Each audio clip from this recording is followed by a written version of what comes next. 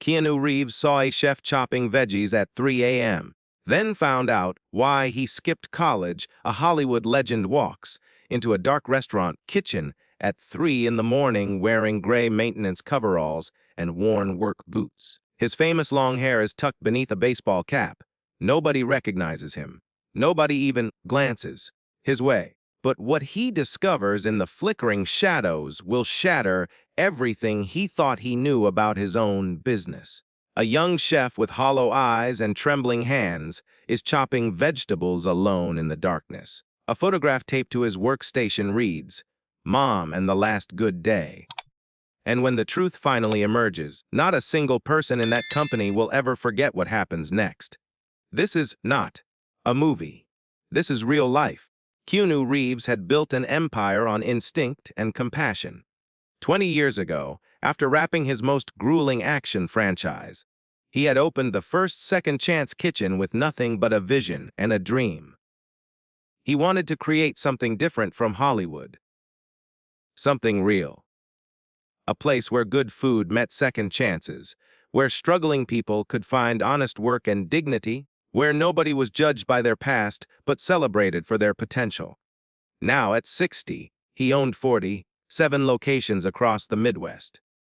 The restaurant chain had become his passion project, a way to stay connected to ordinary people and prove that business could be built on kindness rather than exploitation. Every location bore his philosophy on the wall. Everyone deserves a seat at the table. But lately, something had been gnawing at him. Customer complaints were rising. Staff turnover was brutal, especially at the Cincinnati location. The quarterly report showed a disconnect he could not fix from his office in Los Angeles. Numbers told one story, but Keanu had learned over decades in Hollywood that the real story was always in the people.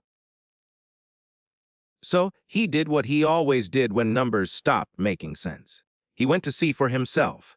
Nobody at the Cincinnati location knew Keanu Reeves by face. Without his signature long hair flowing freely, without the celebrity aura that followed him at premieres and press events, he was just another middle-aged man trying to blend in. Corporate had arranged everything through back channels. As far as anyone here knew, Mike Cooper was just another guy trying to make ends meet with a maintenance gig. Gray coveralls, worn brown work boots, a dark navy baseball cap pulled low over his eyes, his distinctive hair tucked carefully underneath. A clipboard in hand. Perfect camouflage. It was 2:47 in the morning on a Tuesday when Keanu pushed through the back door of the kitchen. His fake assignment was simple. Check the walk-in freezers for temperature fluctuations. Document any maintenance issues. His real mission was far more important. Figure out why this particular location was hemorrhaging employees faster than any other in the entire chain.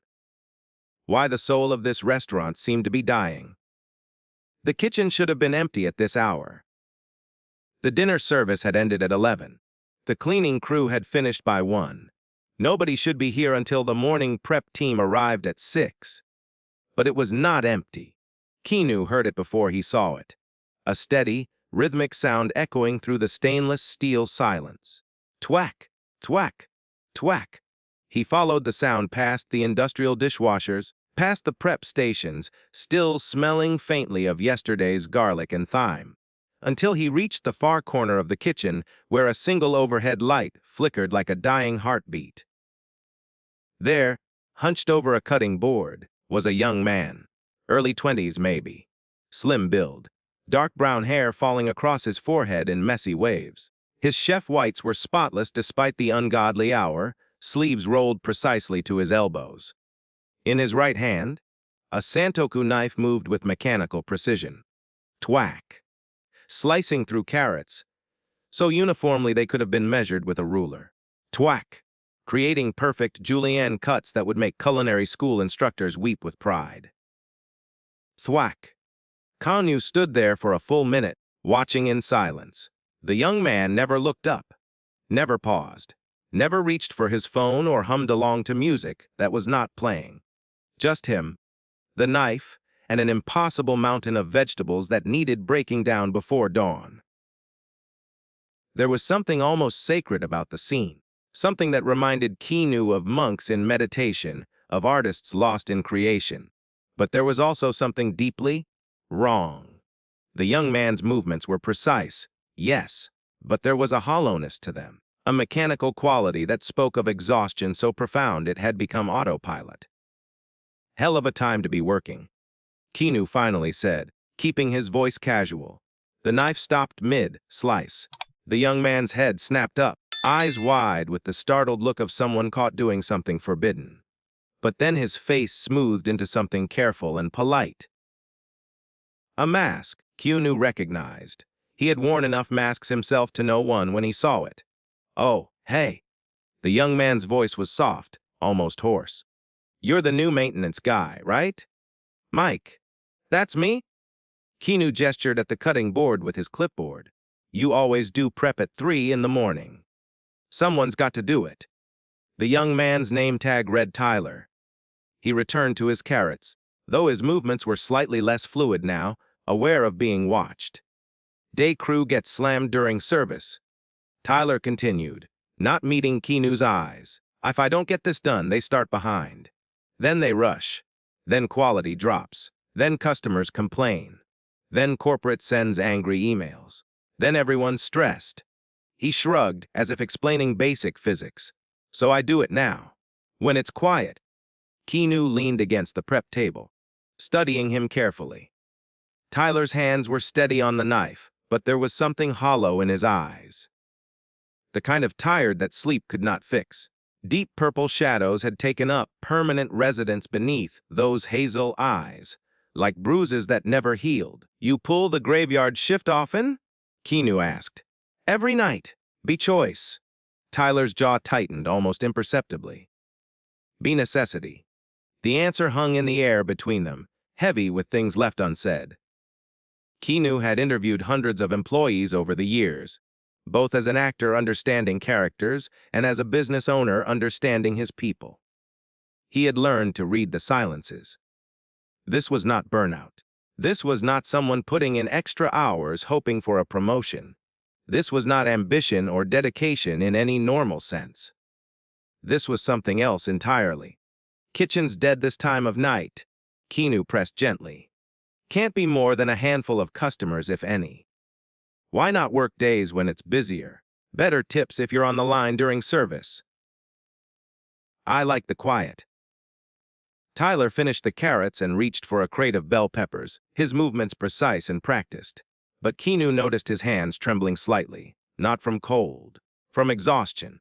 Besides, Tyler added quietly, I'm not after tips. I just need the hours to be these hours. That's all. Keanu knew when to back off. He had learned that pushing too hard only made people retreat further into their shells. He nodded, made a show of checking his clipboard, and headed toward the walk. In freezer like that was what he had come for all along. But as he passed Tyler's station, something caught his eye. There, taped to the inside of the metal shelf beside the cutting board, was a photograph. Small, maybe 4 by 6 inches. The edges worn soft from being handled countless times. It showed a younger Tyler, high school age probably, grinning beside a woman with kind eyes and the same dark hair. They were at some kind of outdoor festival, cotton candy in hand, both laughing at something beyond the frame.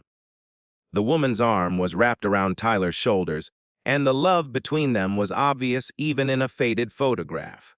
Written in marker along the bottom, in handwriting that had begun to fade, Mom and the last good day.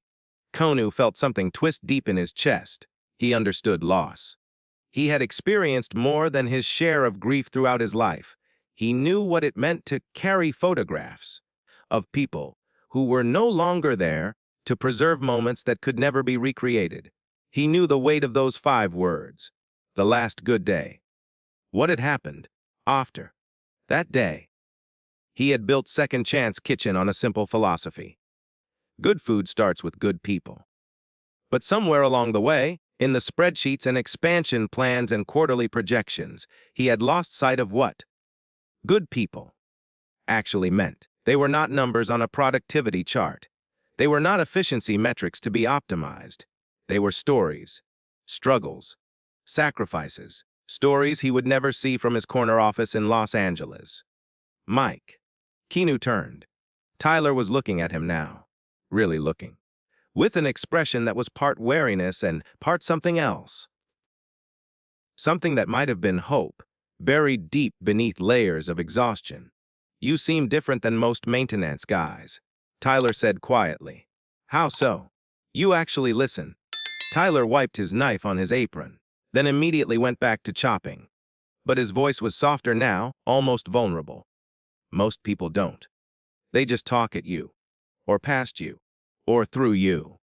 But you actually listen. Keanu felt the weight of those words settle on his shoulders.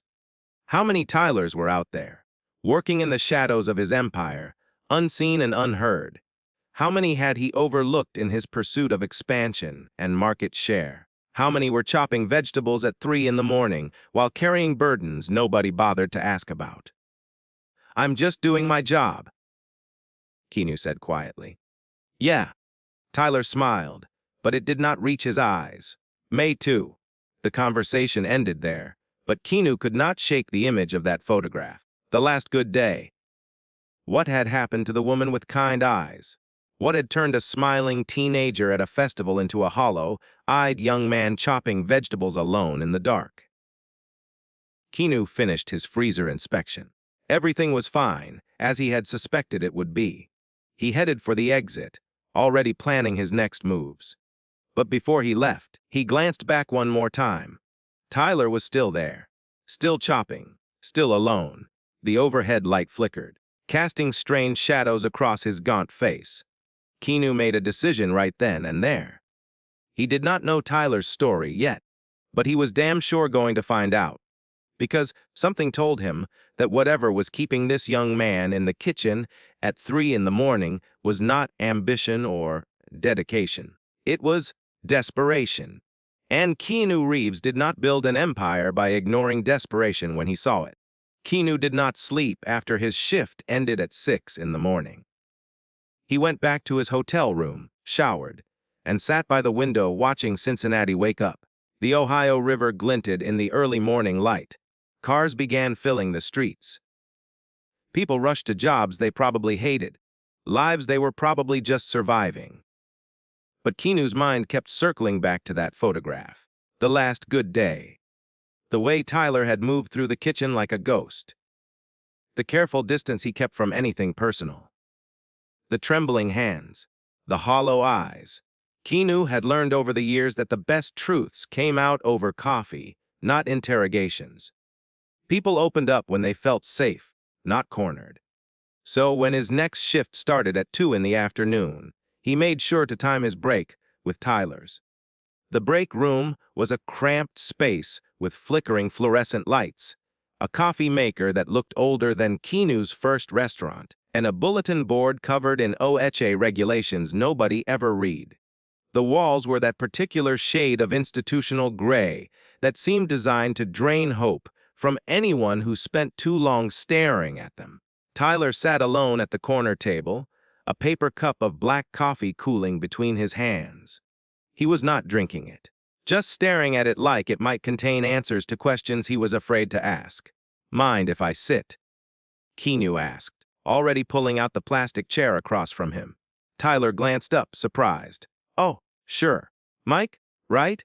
That's me. Keanu sat down with his own coffee. It was terrible stuff. Burnt and bitter, the kind of coffee that tasted like disappointment. He took a sip anyway. So I gotta ask, Keanu said casually. You work graveyard, but you're here at 2 in the afternoon. What gives? Double shift today. Tyler's voice was flat, matter of fact, like he was reciting a weather report. Jimmy called in sick. They needed someone on prep. When's the last time you slept? I sleep. That's not what I asked. Tyler's fingers tightened around his cup. For a moment, Keanu thought he might shut down completely. Build that wall higher. Retreat behind the mask.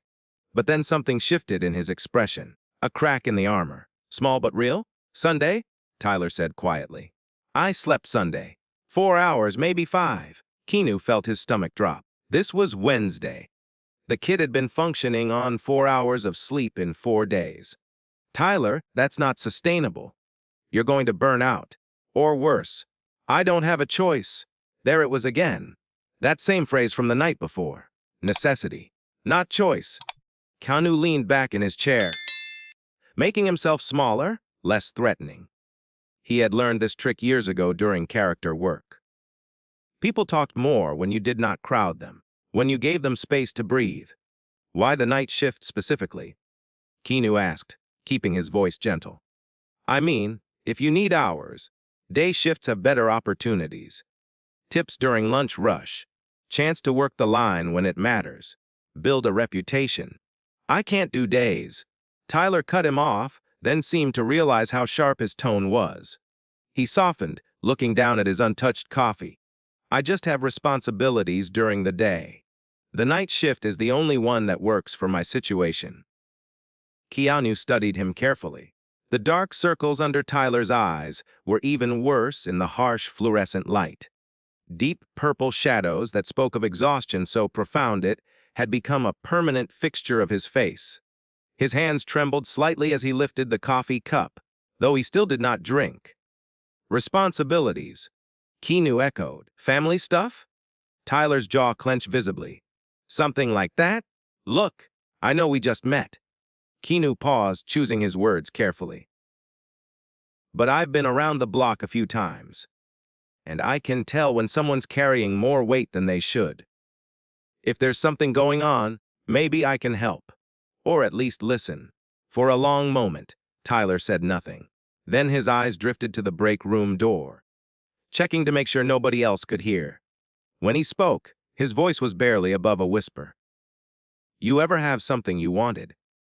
Really wanted? Something you dreamed about your whole life? Tyler's voice cracked slightly. And then life just took it away. Keanu thought about his own journey, the relationships that had crumbled, the people he had lost, the grief he still carried from losses that never fully healed. He understood wanting something desperately and having it snatched away by forces beyond control. Yeah, he said honestly. I have. Tyler nodded slowly, still not meeting his eyes. I got accepted to the Culinary Institute of America. Full scholarship. 3 years ago. He finally took a sip of coffee, wincing at the bitter taste. Best culinary school in the country. Maybe the world. I was going to be a real chef, not just some prep cook chopping vegetables in the dark at 3 in the morning. I was going to create. Innovate. Make food that meant something. Keanu's chest tightened. The Culinary Institute of America. That was not just any cooking school. That was the Harvard of the culinary world. A full scholarship meant Tyler was not just good. He was exceptional. What happened? Keanu asked quietly. Life. Tyler set down his cup with a soft click against the table. Life happened. Before Keanu could press further, the break room door swung open with a bang. Gordon Briggs, the head chef, stuck his red face through the doorway. He was a loud, aggressive man in his late 40s, balding with a beer gut that strained against his chef coat. His face was permanently flushed, either from the kitchen heat or the anger that seemed to simmer constantly beneath his surface. Mitchell! Break's over. I need those peppers done before dinner prep starts. Yes, chef. Tyler stood immediately, dumping his untouched coffee in the sink. Sorry, chef. But as he headed for the door, Keanu caught a glimpse of something in his expression. Not anger, not resentment, resignation. The look of someone who had stopped fighting because fighting had become too expensive. Someone who had accepted their fate, however unfair, because they had no energy left for anything else. Hey, Tyler, Keanu called out. The young man paused, hand on the door frame. That photo in the kitchen, the one on your shelf. Tyler's shoulders stiffened visibly. What about it? She looks like someone worth fighting for.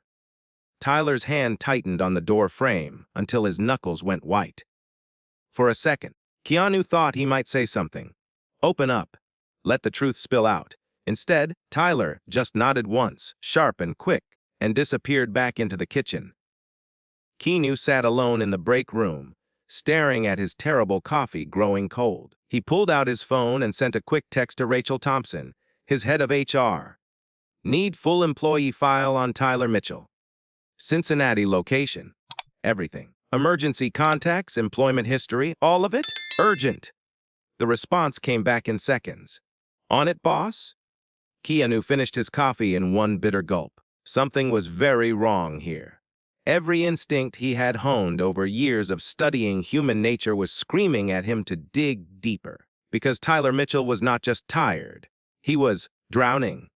And Keanu was going to find out why. Keanu knew he was crossing a line.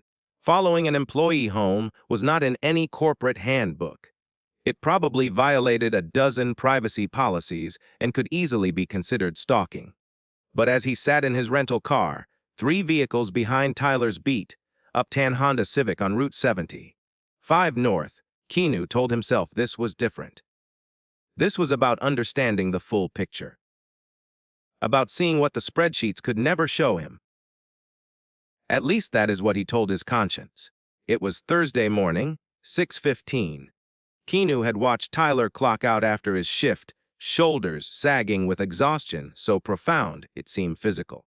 The young man had walked to his car like someone wading through deep water, every step requiring conscious effort. Instead of heading home to sleep like any normal person after working all night, Tyler had gotten in his car and driven north. Away from Cincinnati, toward Dayton. The drive took 40 minutes. Keanu kept his distance, feeling increasingly uncomfortable with his own behavior, but unable to turn back. The employee file from Rachel had arrived late last night, and it had raised more questions than it answered. Tyler Mitchell, 20, 2 years old, no college education listed, despite getting that scholarship. Emergency contact Margaret Mitchell, mother. Address E1240, 7 Maple Street, Dayton, Ohio. The same address Tyler was heading to now. The neighborhoods changed as they drove. Cincinnati's industrial outskirts gave way to suburban Dayton. Modest houses with small yards. The kind of area where people worked hard and kept to themselves. Where American flags hung from porches and neighbors still borrowed cups of sugar. Tyler's Honda turned onto Maple Street, a quiet road lined with oak trees just starting to show their autumn colors. Red and gold leaves drifted across the pavement. Keanu parked 2 houses down and killed the engine. Tyler's house was a small ranch-style home. Pale blue siding with white trim. The yard was meticulously maintained. Grass cut precisely. Hedges trimmed with military precision. Not a single leaf out of place. Someone cared deeply about this house. Someone took pride in it even while clearly struggling to afford its upkeep. The paint was peeling near the gutters. One of the front windows had been repaired with duct tape. The driveway was cracked and patched multiple times. Keanu watched Tyler get out of his car, grab a grocery bag from the back seat. When had he even had time to stop for groceries? The young man moved with the slow, heavy steps of someone running on fumes. Pure willpower carrying him forward when his body had given up hours ago. The front door opened. Tyler disappeared inside. Keanu waited 5 minutes, arguing with himself. He knew this was wrong. Knew it absolutely. But something pulled him forward anyway. Down the sidewalk. Past the neighbor's house. Until he stood in front of 1240, 7 Maple Street. Through the large front window, the one without duct tape, he could see directly into the living room. What he saw made his heart stop. The room had been converted into a makeshift medical care facility. A hospital bed dominated the space, complete with rails and an adjustable frame. Medical equipment Keanu did not fully recognize sat on a rolling cart beside the bed. Oxygen tank, heart monitors, IV stands with bags of fluid, pill bottles lined up with military precision on a nearby table. And in the bed, propped up with pillows, was a woman. Margaret Mitchell. She was thin, far too thin, the kind of thin that spoke of months or years of illness. Dark hair streaked with gray was pulled back in a loose ponytail. A cervical collar braced her neck, holding her head in position. Her arms rested on top of the blankets, but something about the way they lay there motionless and precisely positioned, told Keanu they were not just resting, she could not move them. Tyler appeared in view, still wearing his work clothes from the restaurant. He set down the grocery bag and immediately went to his mother's side. Keanu watched as he adjusted her pillows with practiced care, checked something on one of the monitors, then disappeared into what must have been the kitchen. When he returned, he carried a bowl and a spoon. Keanu watched through the window, throat tight, as Tyler pulled a chair close to his mother's bed and began to feed her. Slowly, patiently, spooning what looked like oatmeal into her mouth, waiting for her to chew and swallow, then repeating the process. Margaret's head could move slightly. She turned toward her son, and even from the street, Keanu could see her smile, the kind of smile that said, "Thank you," and "I'm sorry," and "I love you," all at once. Tyler said something that made her smile wider. He was talking to her, keeping up a conversation, making her laugh even as he fed her breakfast one careful spoonful at a time. After a few minutes, he set down the bowl and picked up a water bottle with a straw, holding it steady while she drank. Then he checked her collar, adjusted her blankets, moved to the medical equipment and wrote something on a chart. Tracking medications, probably. Then Keanu saw Tyler check his watch, saw his shoulders slump with exhaustion so profound it was almost visible. Saw him run a hand through his hair in a gesture of pure, bone, deep weariness. But then Margaret said something. Keanu could see her lips move, and Tyler straightened up, painted on a smile that did not reach his hollow eyes, and nodded. He disappeared again, returning with what looked like a book. He settled into the chair beside her bed and began to read aloud. His mother's face relaxed into peaceful contentment as she listened to her son's voice. Keanu stepped back from the sidewalk. His vision was blurring. The pieces fell into place with devastating clarity. The night shifts, the exhaustion, the photograph labeled "The Last Good Day." The culinary school scholarship Tyler had turned down. This was not just a young man working hard to make ends meet. This was a son who had sacrificed everything to care for his mother, his education, his dreams, his entire future. Tyler worked all night at the restaurant so he could be home during the day, to feed her, bathe her, monitor her medications, do her physical therapy exercises, keep her alive and comfortable in the home she loved rather than some cold institution. He slept God knows when, if at all. He had been doing this for 3 years, alone. Keanu walked back to his car on unsteady legs and sat behind the wheel, gripping it hard enough to make his knuckles white. He had come to Cincinnati looking for answers about employee retention and customer satisfaction. Instead, he had found something that shattered every assumption he had ever made about success, sacrifice, and what it truly meant to be strong. Keanu pulled out his phone and made a call. "Rachel, it's Keanu. I need you to find out everything about Margaret Mitchell. Medical history, insurance coverage, care costs, everything. And I need it by tonight." There was a pause on the other end. "Boss, is everything okay?" Keanu looked back at the small blue house where a young man was reading to his paralyzed mother after working all night without sleep. "No," he said quietly. "But it's going to be." Keanu could not focus on his next shift. He had returned to the restaurant for his Friday evening maintenance duties, but his mind kept drifting back to that living room. The hospital bed, Margaret's smile, Tyler's exhausted devotion. The file from Rachel had arrived an hour ago, and it was worse than he had imagined. Margaret Mitchell had been in a car accident 3 years ago. A drunk driver ran a red light and hit her driver's side door at nearly 60 miles per hour. She had been on her way to the grocery store, a routine errand that had destroyed her life. Traumatic brain injury, spinal cord damage at C5 and C6. She had survived, but barely.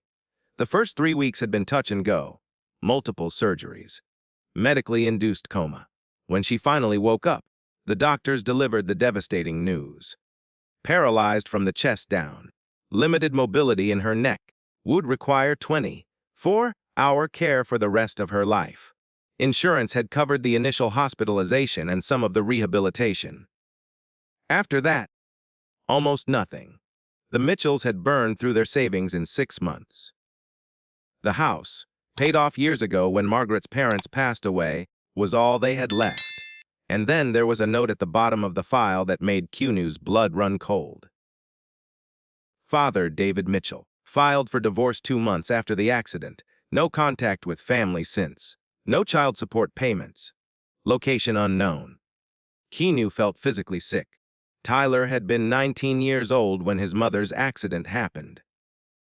3 weeks before he was supposed to leave for the Culinary Institute of America. 3 weeks before his entire future was supposed to begin. And his father had abandoned them both. Left a 19-year-old kid to care for his paralyzed mother alone. Keanu found Tyler in the walk, in cooler doing inventory with a clipboard and a pen that kept slipping from his trembling fingers. The young man looked worse than usual tonight. Gray-faced, swaying slightly on his feet. The tremors in his hands were getting worse. Tyler. Keanu said his name carefully. No response. The pen scratched across the clipboard. Tyler. The pen stopped. Tyler's shoulders tensed, but he did not turn around. You see the memo. A corporate efficiency memo had been posted on the break room bulletin board that afternoon. Due to restructuring, night shift prep operations would be consolidated into day shifts. Night crew would be reduced to 1 custodial staff member and 1 line cook for late, night orders only. It meant Tyler was going to lose his job. Or worse, be forced onto day shifts, which was impossible with his mother's care needs, which meant he would lose his job anyway. Yeah. Tyler's voice was flat. Dead. I saw it. What are you going to do? What can I do? Tyler finally turned around, and Keanu saw the desperation in his hollow eyes. Find another job, I guess. Hope they have night shifts available. Hope they pay enough. Hope I don't lose the house before I find something. He laughed, but there was no humor in it. Just broken glass. Hope's worked out great for me so far. Before Keanu could respond, Gordon Briggs' voice boomed across the kitchen. Mitchell! Where the hell are my peppers? I needed them 20 minutes ago! They're coming, chef. Tyler's voice was barely audible. Coming isn't good enough. Gordon stormed into the cooler, red-faced and furious, cheap cologne mixing with the smell of sweat and kitchen grease. You're late on prep. You look like death warmed over. And now I find out corporate's cutting night shift. Gordon sneered. Maybe they're right. Maybe we don't need dead weight around here. Keanu watched Tyler flinch like he had been physically struck. Chef, I'm sorry. I'll get them done faster. You're damn right you will. Gordon grabbed the onions Tyler had been inventorying and examined them with theatrical contempt. Inconsistent cuts. This is amateur work, Mitchell. What happened to you? You used to be good. Tyler's hands were shaking badly now. I'm trying, chef. Try harder. Gordon threw the onions back on the shelf with unnecessary force. I want those peppers and the zucchini done in 30 minutes. And if you can't handle it, maybe you should clock out and not come back. Gordon stormed out, leaving a wake of uncomfortable silence and the faint smell of his overpowering cologne. Keanu watched Tyler's shoulders hunch forward, watched him take a deep breath that did nothing to steady his trembling hands, watched him reach for the peppers with fingers that could barely grip the knife. Tyler. Keanu kept his voice quiet. When's the last time you ate? I'm fine. That's not what I asked. I said I'm fine. Tyler snapped, then immediately looked stricken by his own tone. Sorry? I'm sorry, Mike. I just need to get this done. Keanu watched him work for another 5 minutes. Tyler was spiraling. Anyone could see it. His cuts were getting sloppier. His breathing was shallow and rapid. The tremors in his hands made the knife dangerous. I'm taking my break, Keanu announced. You should too. Can't. Need to finish. Tyler. Break. Now. Something in Keanu's tone, the voice of someone used to being in command, must have cut through Tyler's exhaustion. He set down the knife and followed Keanu to the break room like a sleepwalker. Keanu bought a sandwich from the vending machine and placed it in front of Tyler. Eat. I'm not hungry. Eat it anyway. Tyler picked up the sandwich with shaking hands and took a bite. Then another. Within 2 minutes, he had devoured the entire thing like a starving animal, barely pausing to chew. Keanu bought him a second one without comment. When's the last time you slept? Keanu asked. I don't know. Saturday. Maybe Friday. Tyler rubbed his face with both hands. I had to take Mom to a doctor's appointment Monday during the day. Couldn't sleep before my shift. Then yesterday I had to deal with her insurance company. They're trying to deny her muscle relaxers, saying they're not medically necessary. His voice was rising, cracking with exhaustion and desperation. Have you ever tried to argue with an insurance company? It's like talking to a wall. A heartless, bureaucratic wall that doesn't care if my mother is in pain. He dropped his head into his hands. And now this. The shift cut. I can't work days, Mike. I can't. If I lose this job, we lose the house. If we lose the house, Mom goes into a state facility. Do you know what those places are like? She'll die there. She'll just give up and die. His shoulders started shaking. I can't let that happen. I can't. She's all I have. She's... His voice broke completely. Keanu reached out, placing a hand on the young man's shoulder. He wanted to tell Tyler everything would be okay. That help was coming. That Keanu Reeves, the actual owner of this entire restaurant chain, was going to fix this. That Tyler did not have to carry this weight alone anymore. But he could not. Not yet. Not without blowing his cover and potentially making everything worse. You're going to get through this, Keanu said instead, his voice firm with conviction. I promise you, Tyler, you're going to be okay. Tyler laughed wetly into his hands. Yeah, sure. The break room door swung open. Gordon again. Of course, Mitchell. Break's over. Those vegetables aren't going to prep themselves. Move it. Tyler wiped his face quickly and stood, swaying slightly. Keanu watched him walk back into the kitchen on unsteady legs. Watched him pick up the knife with hands that trembled so badly he nearly dropped it. And then, at 4:30, 7 in the morning, Keanu found him. He had been checking the inventory in the dry goods pantry when he spotted a shape on the floor behind the rice bags. Tyler was curled up on his side, chef's coat bunched under his head as a makeshift pillow. His face was peaceful for the first time since Keanu had met him. The tension lines smoothed away. The hollow look temporarily erased. Dead asleep, his body had finally overridden his will. Keanu pulled out his phone and took a photograph. Not to shame him, not as evidence, but to remember this moment. To remember why this mattered. To never forget the cost of being invisible. Then, he gently draped his own jacket over Tyler's sleeping form and stood guard at the pantry door, making sure nobody disturbed him. Some rest was worth protecting, even if it only lasted an hour. Keanu ended his undercover assignment Friday morning. He had spent the last 3 days putting pieces together, making calls, pulling strings. The plan was set. Now came the hardest part. The reveal. Corporate had arranged everything. As far as Tyler knew, he had been selected for a random employee experience interview at the regional office. Standard corporate stuff that happened all the time. HR had told him it was nothing to worry about. Just share your thoughts about working at Second Chance Kitchen. Maybe get featured in some internal newsletter. They had even sent a car for him. Keanu watched from the control room as Tyler entered the studio space they had set up to look like a professional conference room. The young man looked terrified. He was wearing khakis and a button-up shirt that was slightly too big. Probably borrowed or thrifted for this occasion. His hair was combed neatly. He had shaved. But the dark circles under his eyes were still there. Still permanent. He doesn't know, Keanu asked Rachel Thompson, his head of HR, who stood beside him watching the monitors. No clue. He thinks this is a standard interview with our employee satisfaction team. She glanced at Keanu with concern. Are you sure about this? The cameras, the production crew. It's a lot to spring on someone. He deserves to have his story told. Keanu's voice was firm, and I need him to understand that what happens next isn't charity. It's recognition. It's what he's earned. Rachel nodded, though she still looked uncertain. Whenever you're ready, boss. Keanu took a deep breath, straightened the tie he had not worn in days.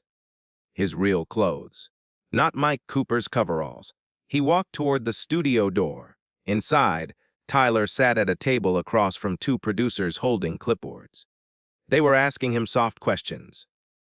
How long have you worked for Second Chance Kitchen? What do you like about the job?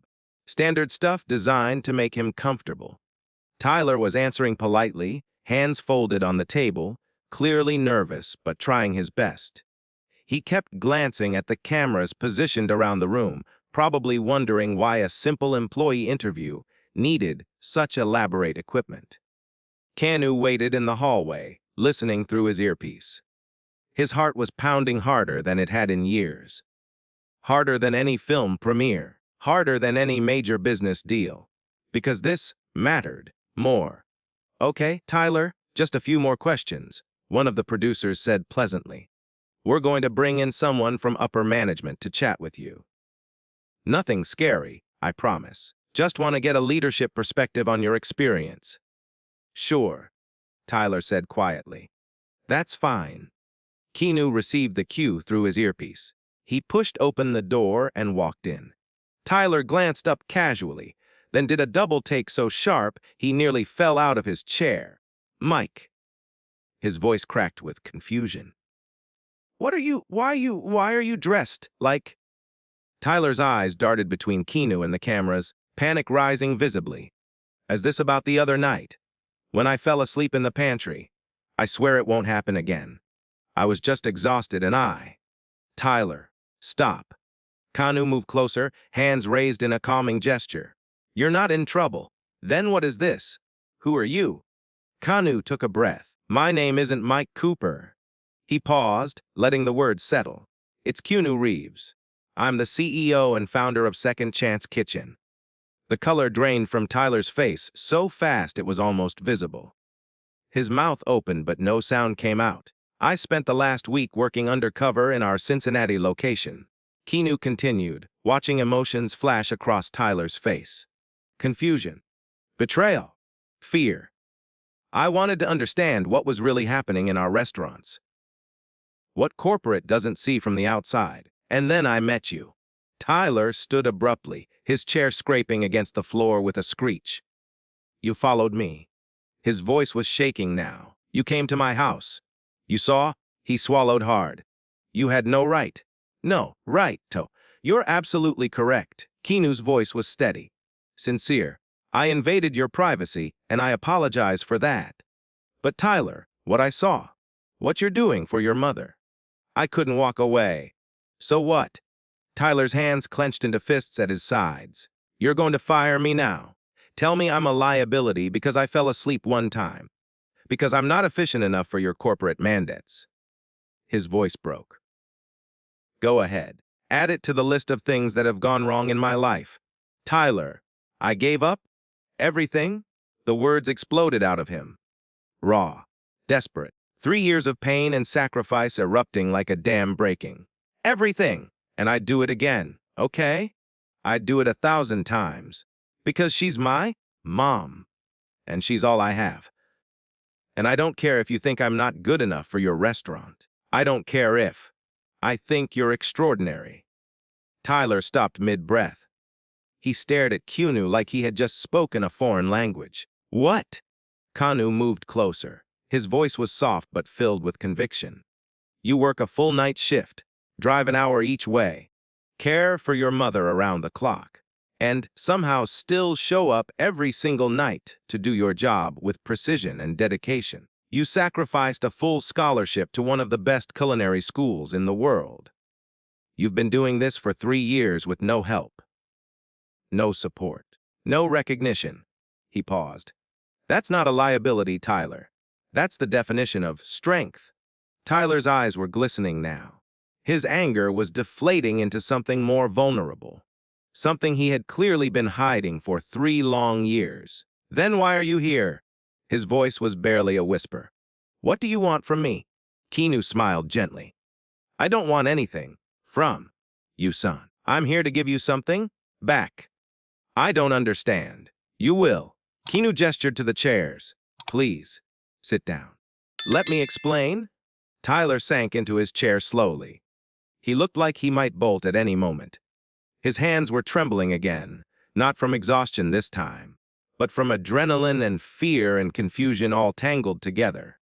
Keanu sat across from him, hands folded on the table, meeting his eyes directly. "Tyler Mitchell, for the past 3 years, you've carried an impossible weight without complaint. You've put your mother's life before your own dreams. You've worked yourself to the bone and never asked anyone for help." Keanu's voice was thick with emotion. "But you don't have to do this alone anymore." "What are you talking about?" Keanu leaned forward. "I'm talking about changing your life. If you'll let me." Tyler stared at him. Tears were sliding silently down his cheeks now, too overwhelmed to speak. And for the first time in 3 years, Keanu saw something flicker in those exhausted, hollow eyes. Hope. The paperwork took 2 weeks to finalize. Keanu had wanted to move faster, but his legal team insisted on doing everything properly. Contracts, liability waivers, medical authorizations, a dozen other documents that needed signatures and notarizations and official stamps. Tyler had been in a daze since the reveal. Keanu had laid out the plan that day in the studio, and the young man had listened in stunned silence. Second Chance Kitchen would cover Margaret's medical expenses for a full year, including medications, equipment, physical therapy, and home care services. The company's education fund would enroll Tyler in an accredited online culinary degree program through Johnson and Wales University, and he would be promoted to assistant prep lead with flexible hours that actually accommodated his caregiving responsibilities. Tyler had cried, not quiet tears, deep, shaking sobs that came from somewhere profound and broken inside him. The sound of someone finally allowed to set down a weight they had been carrying alone for far too long. Keanu had let him cry, had handed him tissues, because some moments needed to happen without words. But the real moment, the one Keanu had been planning carefully, was today. He pulled up to 1240, 7 Maple Street at 2 in the afternoon on a Saturday, accompanied by Rachel Thompson and Daniel Foster, Second Chance Kitchen's chief operations officer. They brought folders of documents and a certified check that made Keanu's accountant nervous. But some things were worth more than money. Tyler opened the door before they could knock. He looked better than Keanu had ever seen him. The dark circles were still there, but lighter. His eyes were clearer. His posture was straighter. He had actually slept the past 2 nights. Really slept. Because a home care nurse named Christina now came from 9 in the evening to 7 in the morning, paid for by Second Chance Kitchen. Mr. Reeves. Tyler still looked uncomfortable with the formality. "Please, come in. Mom's been asking about you." The living room looked different in daylight. The medical equipment was still there. That would not change. But there were fresh flowers on the windowsill now. Bright yellow daisies. Sunlight streamed through clean windows. The room felt less like a hospital and more like a home.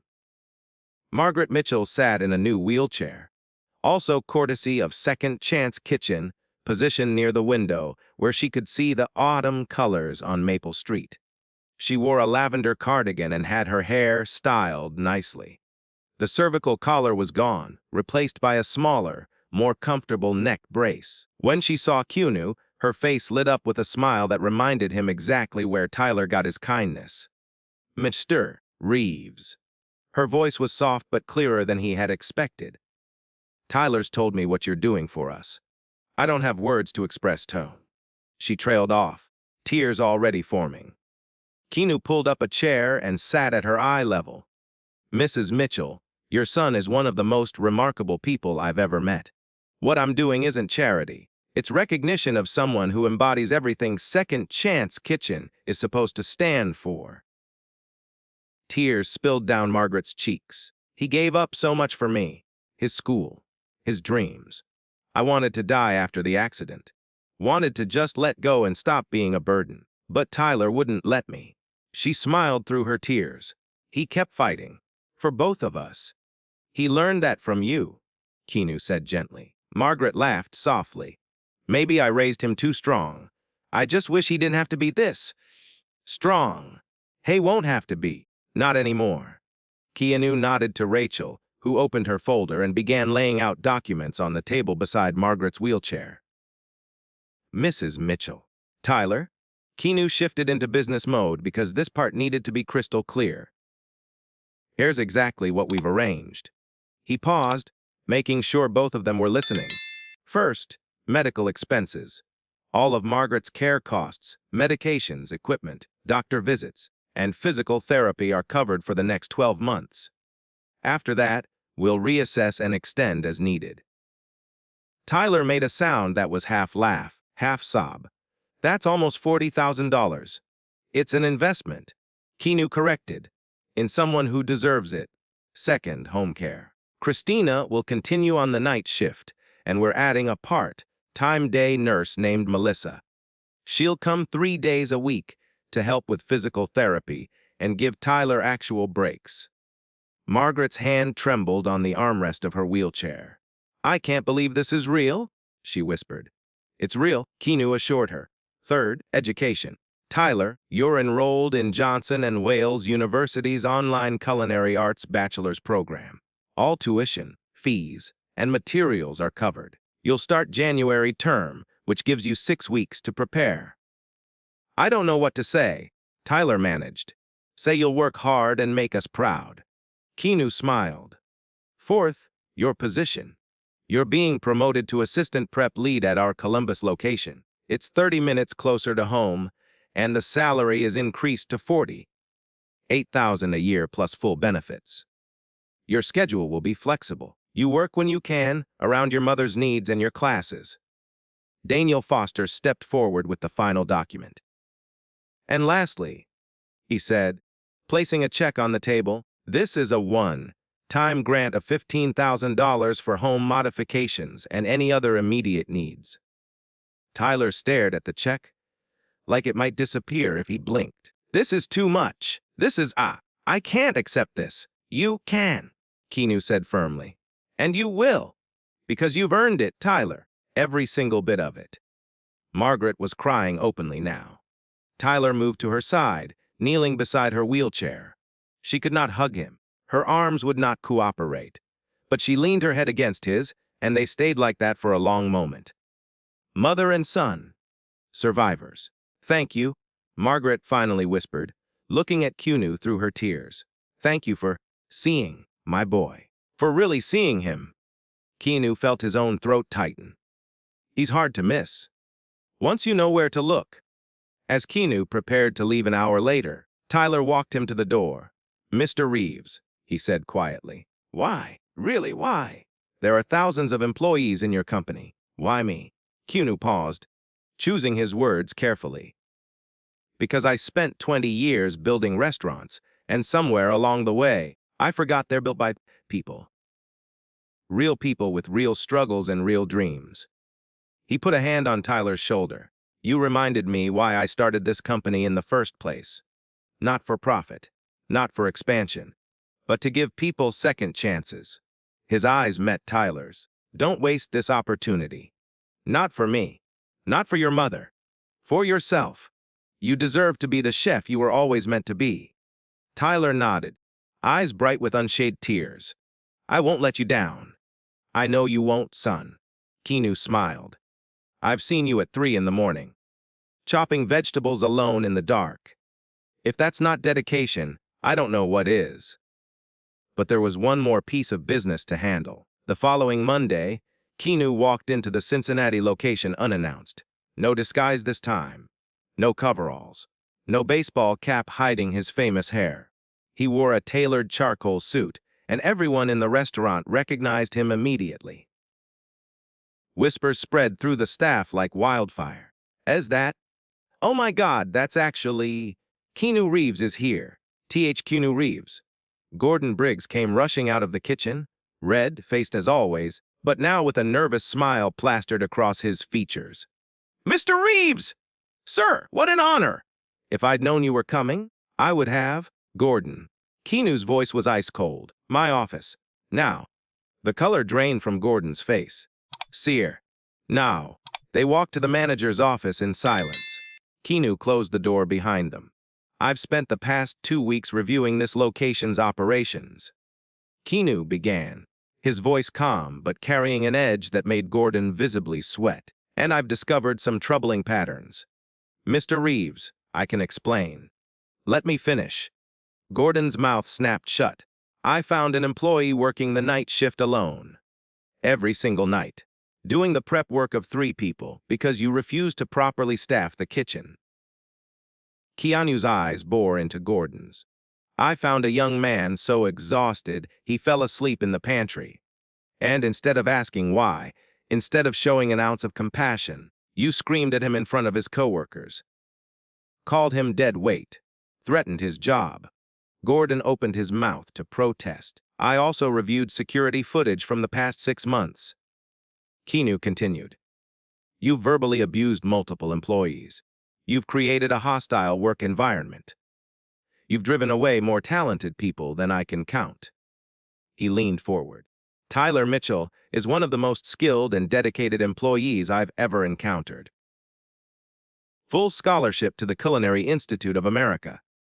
3 years of perfect attendance despite circumstances that would have broken most people. And you treated him like garbage." Gordon's face had gone from red to white. "I didn't know about his situation." "That's exactly the problem." Keanu's voice was sharp. "You didn't know because you didn't care to know. You didn't ask. You didn't listen. You just demanded and threatened and bullied." He stood up. "Gordon Briggs, you're terminated. Effective immediately. Security will escort you to collect your personal belongings. You have 30 minutes to leave the premises." "You can't do this," Gordon sputtered. "I've been here for 8 years. I've given everything to this company." "You've given everything to your own ego," Keanu corrected. "And you've taken everything from the people who actually make this restaurant run." He opened the office door. "30 minutes, Gordon. Don't make security drag you out." As Gordon stumbled past him, red-faced and sputtering, Keanu addressed the staff who had gathered nearby. "From today forward, things change at this location," he announced, his voice carrying across the restaurant. "Every employee will be treated with dignity and respect. Anyone who has concerns can reach out directly to our HR department without fear of retaliation." He paused. Second Chance Kitchen was built on the belief that everyone deserves respect. Everyone deserves a seat at the table. Somewhere along the way, we forgot that. I forgot that. His eyes swept across the gathered faces. I'm not going to forget again. 6 months later, the Columbus location of Second Chance Kitchen was Keanu's proudest achievement. Not the biggest restaurant in the chain, not the most profitable, but the most meaningful. Every detail had been chosen with intention. The open kitchen design let customers watch their meals being prepared. A community board near the entrance displayed job opportunities and resources for people in need. A scholarship fund poster announced culinary grants for deserving students. And today, it was finally opening. Keanu stood near the ribbon stretched across the entrance, straightening his jacket for the 3rd time. A crowd had gathered. Press, local officials, corporate staff, community members curious about the new restaurant. But Keanu's eyes kept drifting to the parking lot. Then he saw it. Tyler's Honda Civic, cleaner and better maintained than before, pulling into a reserved spot near the entrance. Tyler emerged first. He was wearing a chef's coat, but not the standard white one. A sharp black coat with his name embroidered on the chest in elegant silver thread. Chef Tyler Mitchell, assistant kitchen director. He had filled out over the past 6 months. The gauntness was gone. The dark circles had faded. He looked healthy. He looked young again. But Keanu's attention shifted to the passenger side. Tyler was carefully helping someone out of the car. Margaret Mitchell, sitting in her wheelchair, looked radiant. Her hair was professionally styled. She wore a blue dress that matched her kind eyes. The neck brace was smaller now, less restrictive. Physical therapy and proper medical care had made a real difference. And behind them, Christina, the night nurse, was pushing a second wheelchair carrying an elderly woman with white hair and Margaret's nose. Grandma Eleanor, flown in from Arizona for the occasion. "Sorry we're late," Tyler called out, slightly breathless as he pushed his mother toward the entrance. "Traffic on 71 was crazy. You're right on time," Keanu said warmly, shaking Tyler's hand and then bending down to Margaret's level. "Amishes, Mitchell, you look beautiful. Thank you for being here. I wouldn't miss this for the world," Margaret said, her voice stronger than it had been 6 months ago. "My son opening a restaurant with Keanu Reeves. I still can't believe it's real." "Believe it?" Keanu said with a grin. The crowd quieted as Keanu stepped up to the microphone. Cameras clicked. News crews adjusted their angles. But Keanu kept his focus on Tyler, who stood beside his mother with one hand resting on her wheelchair. "Thank you all for coming," Keanu began. "6 months ago, I did something I hadn't done in years. I went undercover in one of my own restaurants. I wanted to understand what was really happening on the ground level. What corporate doesn't see from the outside." He paused. "What I found changed everything." He gestured to Tyler.